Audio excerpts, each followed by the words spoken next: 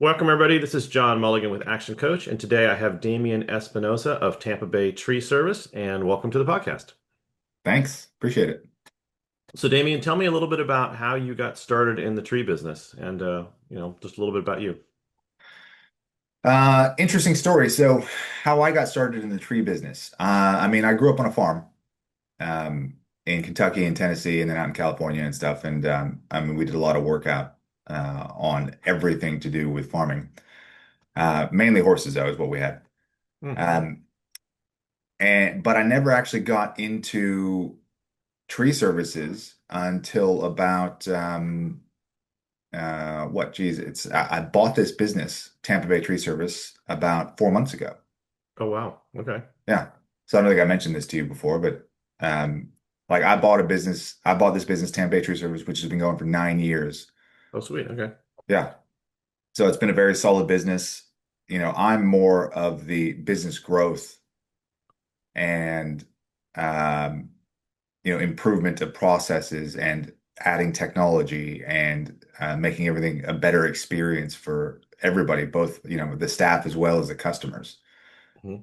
I've had some fantastic feedback from the staff I inherited with the business, and it's been going really well. Like they've anyway, it's not to say that conditions improve, but the truth is it's a bit more stable for them, and they're enjoying the work. That's good. And did you come in by yourself or a partner? So I have a partner Okay. who just a small percentage of partnership. This was somebody I actually brought on board. And it's funny. I had a lot of people who were interested in doing this with me. This is the sixth business that I bought. Oh, wow. Um, and the reason I got this partner on board was mainly because his expertise and his uh, really specialty is in the marketing. Right. In home services marketing, he actually has his own home service business that he bought a few years ago and grew it from nothing to, almost, I think, $3 million are at a year right now, That's amazing. Good. with systems but, driven very strongly by his marketing acumen. Hmm. Nice. Yeah. And so, well, what were you doing just before you bought this? So it's only been 4 months. And what are the other businesses? Now I'm curious, what are the other businesses you've had? Yeah. So I had my previous business to this is called Black Badger Software Solutions. Oh, nice. Okay. And we specialized in CRMs and project management software. So Wow. I'm a CRM and project management specialist, Oh, that's running excellent. processes and adding software, adding technology to a business to make it more streamlined and operationally sound. Oh, beautiful. Okay, fabulous. I Yeah. happen to use, have you heard of Go High Level? Yeah, of That's the course. CRM that I'm using right now. Yeah. Yeah. Yeah. I mean, we did a whole bunch. Go High Level's obviously been great in the last number of years. We spent a lot of time using Zoho Hmm. and Monday CRM. Were probably the two most popular CRMs. Hmm. Um, and then we did a lot of integrations. So I spent a lot of time doing integrations between all the CRMs plus all the project management softwares, as well as all the, third-party connected softwares that they needed, whether it was their marketing softwares or, a lot of digital creative stuff, connecting it all together, or on the finance side, connecting all the back-end finance software to the customer database. So when somebody does something in Jobber, they need the data to go through to Sage or Hmm. into QuickBooks or that sort of thing, connecting all the data together so it's true from the minute somebody enters it to the minute it comes out on the accounting side. It all comes out true and correct, and the accountants at the end of the day can go, yeah, that adds up. Right. And the sales guy go, yay, I get paid. Exactly. So when you were doing the due diligence to buy this business, what were some of the things that you said, all right, this is absolutely the business I want, and then some of the things that might have given you some pause? Yeah, sure. I've got a few friends who have tree service businesses, so I was already on the hunt for another business. I was looking for I want my specific goal was a home service business. I'm already in technology, and that's a B2B Hmm. business. Hmm. Um, and that has been very interesting, and it has all of its own challenges that are lots of fun and whatnot. But the home services area is an area, in my opinion, that is a bit underserved from the technology standpoint. And me as a homeowner, as somebody who regularly uses home services, the level of service you get is generally subpar. And I went, it just seems like they're like a almost a no-brainer. If you can go in there and just improve the quality of processes and improve the quality of service that people get in something they already want, Hmm. then I don't, I don't see, it's not that I don't, it's not that you can't fail, but it's Yeah. more that it seems like a layup. Like, Hmm. I've already got the technology background. I grew up working, doing lots of manual work. I haven't professionally done it as like from a businesses that I've owned in the past. Everything I've always done is white collar. Hmm. But I said to myself that, with the correct processes put in place and, understanding people and hiring the right people, I Right. don't see how this business, if I bought a business that was going already, how could it not continue to do well, if not grow significantly? Right. Because it was Right. already doing well. So I was targeting businesses that were already had cash flow, that already had, effectively I could buy a business that would pay me. All I had to do was step in and keep walking the steps that the previous owner was doing, Sure. and it would already make money. So that Well, was just curious, why did the previous owner exit? Were they just retired or was it something, do you no. know? So the previous owner was a fireman. Oh, no Um, kidding. Yeah. So he had some, I mean, there's a combination of things. It's actually not uncommon to have firemen, because they've got the schedule where they do like one day off, 3 days Right. off. You want Yeah, one day on, 3 days off. my dad was 30 years a fireman in Los Angeles City, so I get it. Yeah. So Yeah. they've got a lot of spare time. So they tend to do side work. And then this gentleman did the side work, and it grew and it grew and it grew and it grew. And suddenly, he had full crews running. And then he had young kids. And now enter the combination of young kids that you actually want to see, and then Hmm. two full-time jobs, and one of them is full of processes that are incomplete because you don't really have the time to complete it because you're a fireman most of the time, and Right. and suddenly it's a bit too much you Yeah. know and so he just made the call to either go the route of being the fireman, which is what he always wanted to do, and being a lieutenant, or Yeah. do the tree business. And the lieutenant was was the path that he chose, so Nice. he sold it, and here I am. Excellent. Now, how many crews do you have now? It's one crew right now, Okay. so one 4-person crew. um yeah, that we run 5 days a week at the moment. Okay. And are you planning on growing that? Yeah, yeah, of course. I mean, so my target is to grow it to 4 crews. Okay. There's a lot that goes into that. It's a very staged process to get that, between machinery, equipment, and volume of jobs, Right. uh, and the amount of the organizational structure that goes in with that. Because it's not just a foreman and machines and crew. It's, you've got Hmm. to have all the operational staff behind it and the processes behind them to make sure it all runs smoothly. Right now, we're working on the efficiency of the crew because it's kind of been a little all over the place. Plus, Yeah. we took over the business in the middle of the slowest period, which is December. December, January, Right. February is the slowest time of year. Um, Yeah. We had no hurricanes this year, so yeah, right. Yeah. and there were no hurricanes, so there was a lot less urgency. The upside of that is that, I didn't get thrown into the deep end particularly. Um, Right. Aside from, there's not enough business happening yeah, it's not the normal volume of business. It's like at that Hmm. time of year. So because there's not enough, then you kind of have the opportunity to work on some of the process and get things improved and implemented. Sure. Um, work on some of the equipment, get it back up to scratch. Some deferred maintenance that's been left Right. uh, for whatever reason. I mean, you know, there's a lot of equipment, and generally tree services they're a bit rough on their equipment. They don't Right. love the equipment like it's theirs, and it's big, Okay. heavy stuff, and it just gets used and abused, so it needs extra care, um, Sure. to keep everything working smoothly and operationally. So I've been putting extra effort into that and getting the crews on a schedule where they can do that. Good. Yeah. I mean, when I was in the Navy, I used to be a naval officer. And no, we had a maintenance schedule for everything on the ship. Had Yeah, a maintenance schedule. It's called PMS, the Preventive Maintenance System. And everything has a schedule, weekly, daily, monthly, whatever it happened to be. You did yeah, maintenance on it. Otherwise, it would break, and then you couldn't use it. So, yeah. And in this case, a lot of it's like, operationally vital. mm, I mean, we have two trucks, for example, and if either one of those trucks goes out, it's a significant issue because one of them pulls the heavy equipment and one of them pulls a big trailer that we need for dumping. oh, hmm, And so you go, cool, one of those goes out, and suddenly and now I either have to go scramble and rent a truck, or what I did was I bought a third truck that is a backup truck that I drive as my work truck, that in case one of the other trucks goes out, I have a truck that oh, can beautiful. keep everything going. Um, with the heavy machinery, cool. We only have one. There's no real backup. So I had to go find companies that I could quickly get one in case it goes down. But in the meantime, get the maintenance up to scratch. Make sure it's not going to break Right. on site, and we keep it maintained so that the work doesn't stop and guys don't get to site and suddenly have no ability to complete the job. Sure.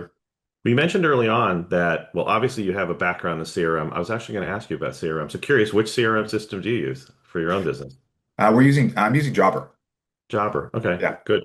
Yeah, I was actually talking to a client yesterday. He owns a locksmith service and he doesn't have a CRM system. And we were talking about CRM systems. So I'm just curious from your background.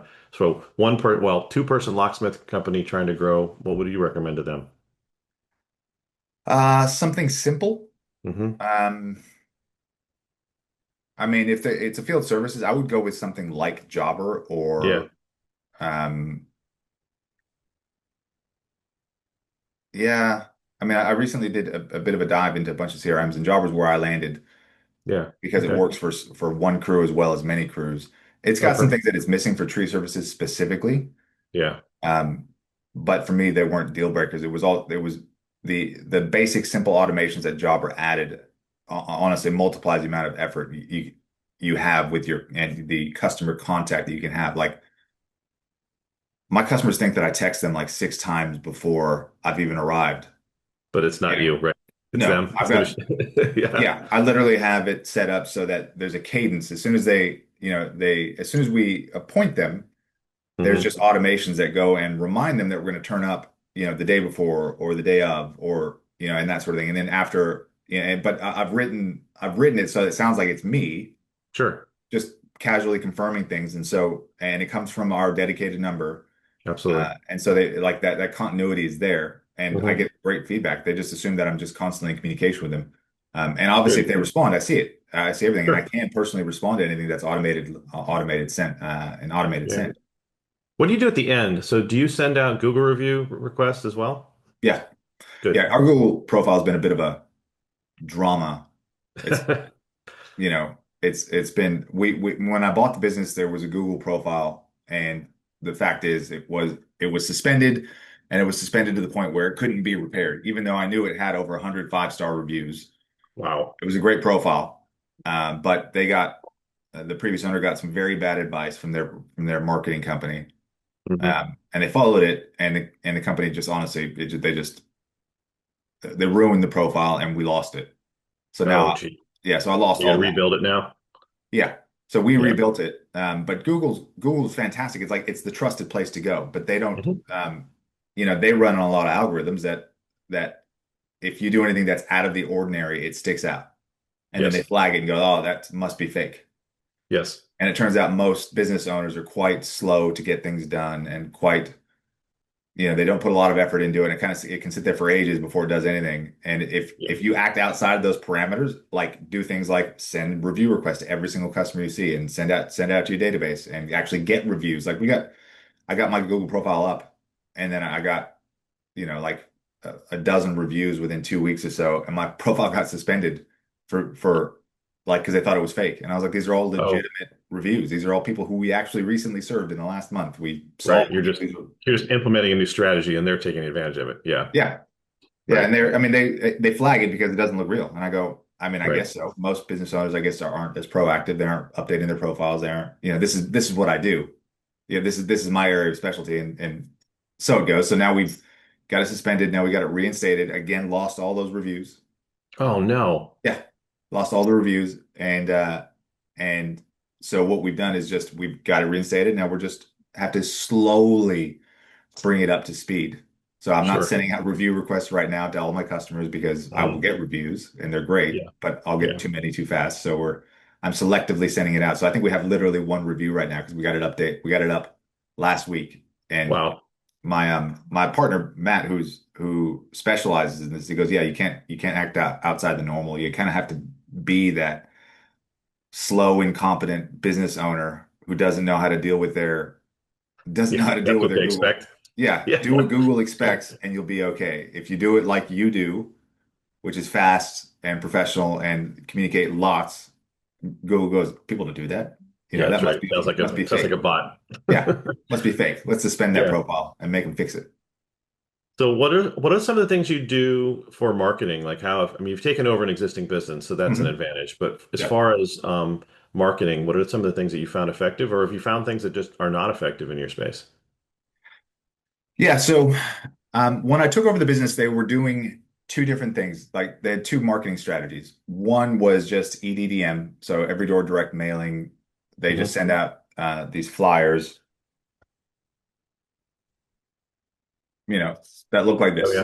this. Hmm. It's Hmm. just a letter that says, "Hi, we're in your neighborhood," and we go, uh, we're going to be in your neighborhood Yep. because it's true. There's neighborhoods that we target. We're going to be in your neighborhood, and call us for a quote type of thing. Okay. Um, and then the other one was they had another marketing company that would send out also EDDM flyers, but to different areas, and they would just pay per lead that came in. I see. So it was effectively the same strategy, and it was working. It was working enough to keep the business going. It was effective. Hmm. Not super effective in the wintertime though. Like EDDM, like when people aren't considering this as an emergent service that they need, they don't need tree services as much in the wintertime. They're not thinking about it. Not very Yeah. effective. So there wasn't a whole lot of that happening in the wintertime. Sure. So that's what he was doing. My general view is just he was already successful. I'm not trying to reinvent his business. I'm going to keep doing exactly what he's doing and then just maybe add some other layers to it, test Right. them out to see how they go. Yeah. EDDM is quite expensive, so we just digital marketing can be less expensive.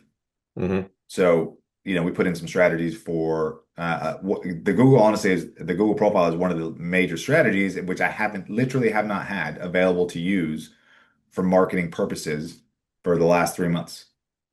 I just Because it got was suspended. Yeah. yeah, I just got it back up last week, and I can't even run. I can't yet. I'm just this far away from being able to run just local Google local service ads, which are Wow. a major source of a business generally for home service businesses. Absolutely. And you have a So, physical location. So if I will go, and I think I did look you up on Google, I mhm, think before. You have a physical location. So there's like yeah, a Google profile and that kind of thing, right? yeah, Yeah, right. Yeah, because there's some businesses that operate out of their homes. And then I'm like, yeah, well, that's because nobody can find you. If they go, I want, for example, locksmith near me, but your business is your home address and you don't want to publish your home address, then people can't necessarily find you if they live in Dunedin, for example. So exactly right. So we've got the yeah. physical location. People can come find us, see us, uh, and obviously, generally, people just call. Nice. So when it comes to teams, I mean, obviously you said you have a crew of four that's out there. What's your Mhm. leadership style? And you have a team leader and, how do you train the folks up and, keep them active and participating in the business? Yeah. So when I took the business over, there were four people, and um, there was one person who was like the lead, Hmm. and then the other guys on the crew. It's been interesting, because again, when I took the business over, everything was already operating and working and making money. I'm not going to go in Hmm. and come in and make some sweeping changes because I think Right. I know better than they Yeah. do. This business has been running for 9 years very well.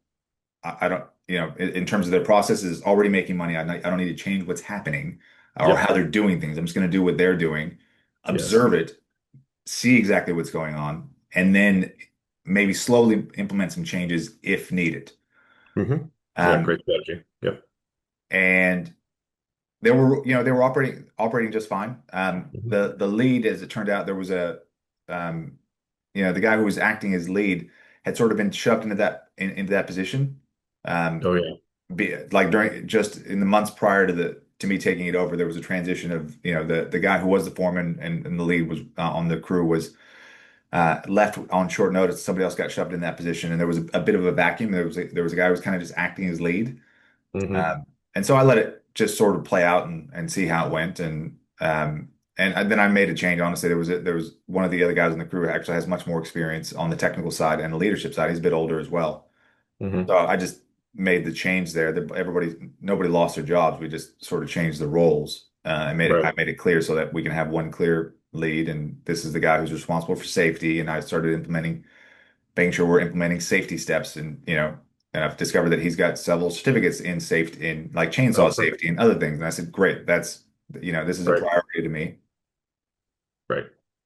Yeah, Um, it's not exactly when I think of tree services, I don't think of necessarily the safest job in the world, right? You're no, using it's big machinery and you're going up in the air. So, you've got yeah, gravity working against you and sharp objects. So yeah. I mean, according to the geez, the workers' comp ratings, it's one of the most dangerous jobs in America. I can imagine, Yeah, that roofers, things like that. yeah.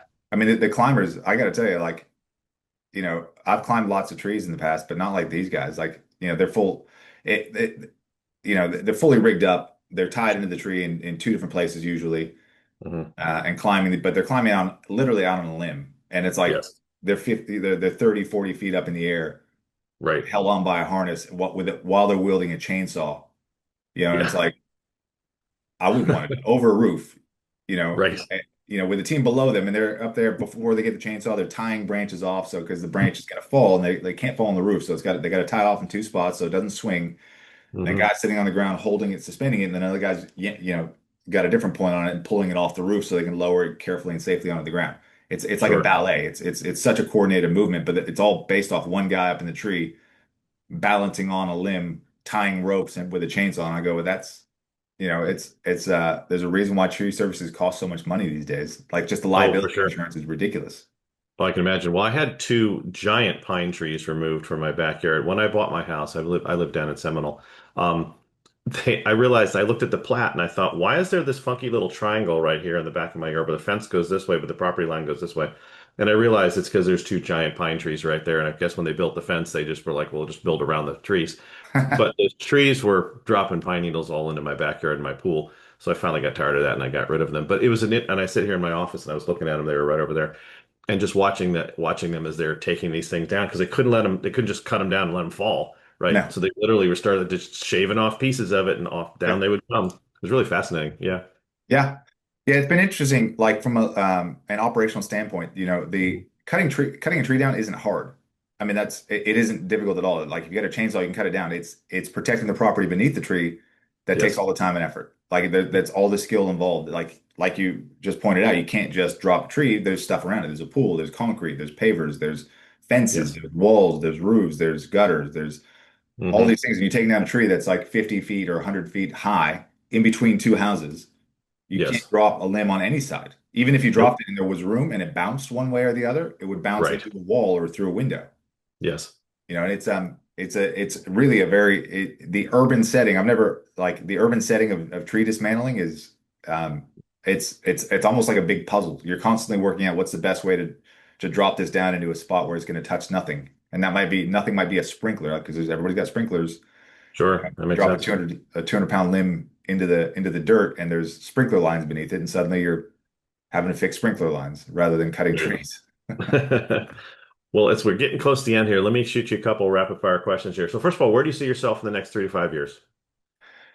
Next 3 to 5 years, I see this operation running with 4 crews full time. Okay. We're going to target moving into municipal work as well. hmm It's much more difficult to get into, but that's the target. We're going to build that up because that's more steady contracts rather than looking for residential work constantly.